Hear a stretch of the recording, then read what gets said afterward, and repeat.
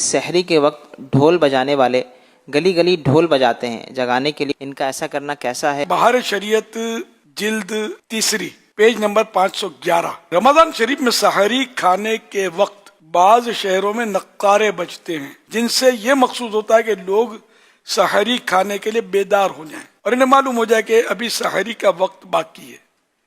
یہ جائز ہے کہ یہ صورت لہو و لعب میں داخل نہیں، یعنی کھیل کود میں یہ داخل نہیں ہے۔ نہیں، اس کا مطلب یہ بنتا ہے کہ جو ایک دب دب کی آواز ہوتی ہے اس انداز میں، یہ نہیں کہ بے سری آواز، یعنی باقاعدہ موسیقی کے قواعد کے مطابق اس کو بجا رہا ہے یا اس میں جھانج لگی ہوئی ہے، جھانج کی جیسے آواز آ رہی ہے، تو اس کی اجازت نہیں ہے۔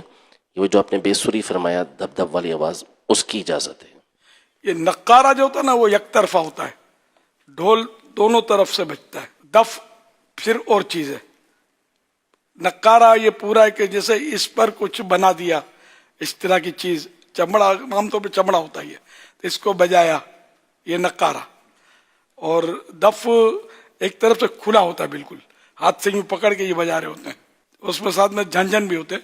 تو اگر جھنجھن ہے تو ناجائز، اور یہ دف کی، نقارے کی، اگر کوئی اس میں کوئی سر بنایا، باقاعدہ اس میں یہ گانے بھی لگاتے ہوں گے، کیا کیا کرتے ہوں گے، یوں ایکشن سے، ان کو سب اپنا اپنا فن ہوتا نا، تو یہ بھی کرتے ہوں گے، یہ تو یہ پھر ناجائز صورتیں آ جائیں گی اس میں۔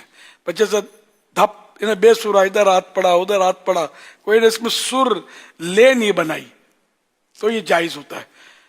مقصود جبکہ سحری کے لیے اٹھانا ہے، یعنی اسی طرح کسی بھی کام کے لیے ضرورت ہے، تو یہ مطلب اس کی صورت ہے کہ جائز ہے۔